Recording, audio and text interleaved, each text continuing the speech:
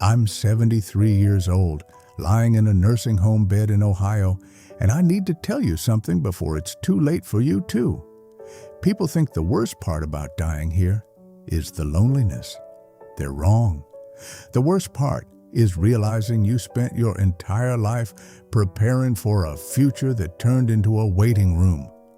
I was a factory supervisor for 32 years. I owned a house I bought for $47,000 in 1981. I had a wife, 2 kids, a truck I maintained myself, and hands that could fix anything. I was competent. I was needed. Then I fell in my bathroom at 70, broke my hip, and within 6 months, I was here. They called it assisted living. They called it safety. What they meant was, you are no longer capable of being trusted with your own life. Here's what nobody tells you about nursing homes. The brochure shows smiling old people playing cards in the sunroom. What they don't show is that you become a task on a clipboard. Medication at 8, vitals at noon, shower on Thursdays. I am not Harold anymore. I am room 14B. The staff is kind, but they are busy, and I am one of 43 bodies they are paid to keep alive, not know. They know I'm diabetic. They don't know I built my daughter's first bookshelf. They know I can't walk without a walker. They don't know I used to dance with my wife in the kitchen on Sunday mornings. And here is my first regret, the one that haunts me every single night. I traded time for money, and that money bought me this. I worked 60-hour weeks to provide for my family. I missed baseball games to earn overtime. I skipped vacations to pad the retirement account, and now that account pays for this room, these fluorescent lights, and this bed where I wait to die surrounded by strangers. My second regret is harder to say out loud, but you need to hear it. I let my children remember me as a burden, not a father. My daughter visits every other Sunday. She walks in with that smile, the one that doesn't reach her eyes, and asks how I'm feeling. We talk for 20 minutes. She tells me about her job, her kids, the weather. Then she checks her watch, says she has to go, and I see it. Relief. She is relieved to leave. I don't blame her. I have become a chore on her to-do list, wedged between grocery shopping and picking up the grandkids. She knows my medication schedule better than she knows my favorite movie. She knows my doctor's name better than the story of how I proposed to her mother. I am no longer dad. I am a medical case she manages from a distance. My son calls once a week, always on speakerphone while he's driving. He asks if I need anything, and I say no because what I need he cannot put in a box and mail. What I need is for him to remember me the way I was, strong, useful, the man who taught him to change a tire, to shake hands firmly, to show up on time. But that man is gone, and in his place is this fragile thing in a hospital gown who needs help getting to the bathroom. I see it in their faces when they visit. Pity, guilt, exhaustion. They are counting down, not maliciously, but humanly, wondering when this will be over. And the worst part? I am counting down too. I don't want them to remember me like this, but it's too late. The last 5 years of dependence have erased 50 years of fatherhood. This is what they will carry. Not the man who built things, the man who broke. My third regret is that I waited for someday, and someday never came. I had a list. We all have lists. The places we'll visit when we retire. The books we'll read when things slow down. The friends we'll call when we have time. I was going to drive Route 66 with my wife. I postponed it for 3 years because work was busy, because the grandkids had recitals, because there was always something more urgent than living. Then my wife got sick. Then she died. Then I fell. Now Route 66 is a photograph on the wall of a place I will never leave. Here's the thing nobody warned you about. Time doesn't wait for your permission to run out. I told myself I'd apologize to my brother after our argument. That was 7 years ago.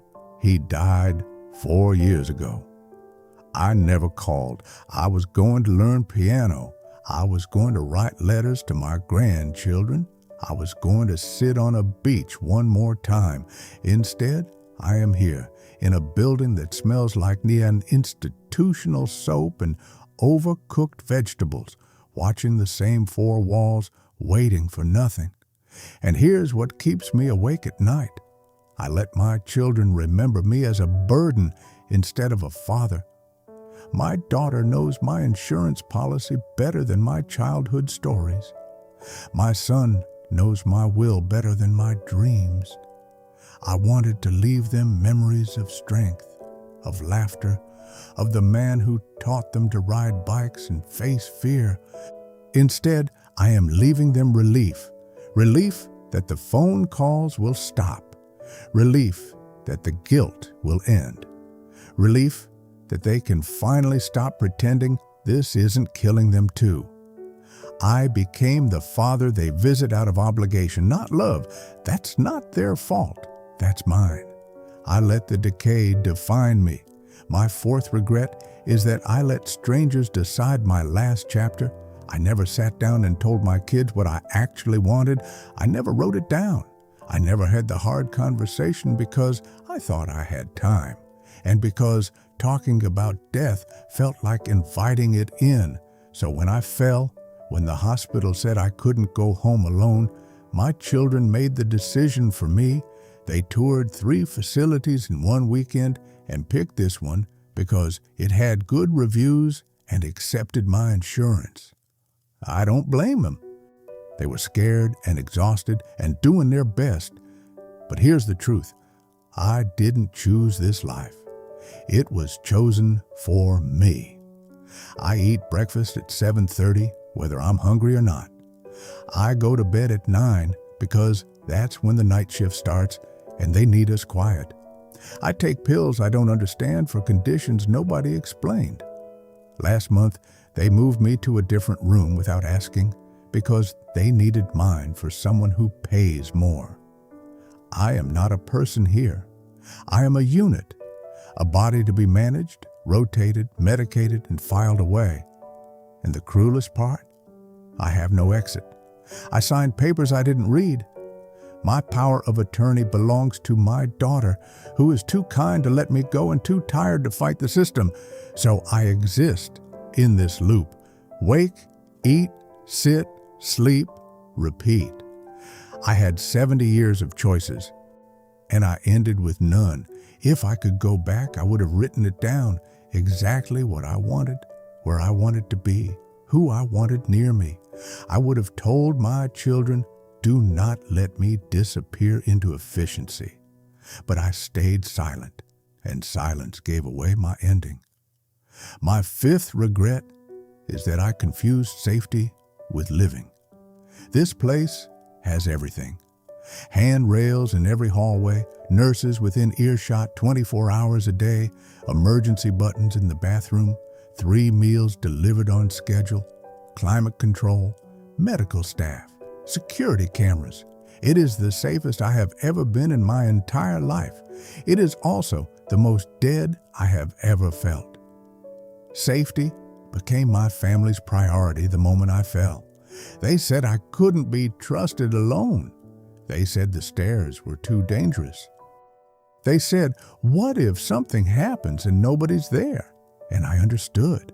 I truly did. They were terrified of getting the call that I died alone on my kitchen floor. So they traded my life for my survival. They picked safety, and I went along because I didn't want to be difficult. But here's what safety costs: everything else. I can't go outside without permission and an escort. I can't cook my own breakfast. I can't stay up late reading if I feel like it. I can't take a walk in the rain. I can't risk anything which means I can't live anything. My son tells me I'm being taken care of. He's right. I'm being kept alive. But alive and living are not the same thing. I see it in the faces here, the other residents. We are all safe. None of us are happy. We have traded spontaneity for schedules, freedom for supervision, dignity for monitoring, and my sixth and final regret is this. I never told anyone that I would have rather risked falling again in my own home than spent 5 years safe and empty here. I chose the cage because I was afraid to die. Now, I'm afraid I never lived. So what do I want you to do with this? I'm not telling you this story so you feel bad for me.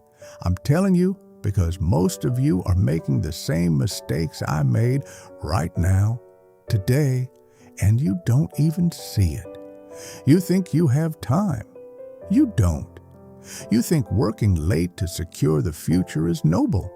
It's not. You're building a retirement fund that will pay for a room like mine while your kids visit out of guilt.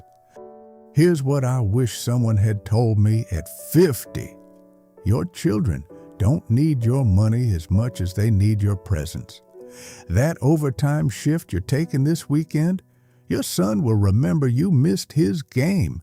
He won't remember the extra $200, that vacation you're postponing until you can afford the nice hotel. Take the cheap one now. Sleep in the car if you have to. Just go. Because I had the money for the nice hotel, and now I'm too broken to leave this zip code. And listen to me carefully. Have the conversation. Sit your kids down today, not someday, and tell them exactly what you want if you can't take care of yourself. Tell them whether you want machines or mercy. Tell them whether you'd rather risk dying at home than survive in a facility. Write it down. Make it legal. Because if you don't decide, someone else will, and they will choose safety because they love you and they're terrified. And you will spend your last years safe, monitored, and completely erased. Stop waiting for retirement to start living. Stop saving memories for later. Later is a nursing home hallway. Later is a room that smells like disinfectant. Later is me. Don't be me. Go home today and hug someone. Call the person you've been meaning to call. Book the trip. Quit the job that's killing you. If this made you feel something, don't let it stop here. Hit subscribe so you remember this when you're tempted to work late again. And share this with someone who's trading their life for a paycheck they'll spend in a place like mine.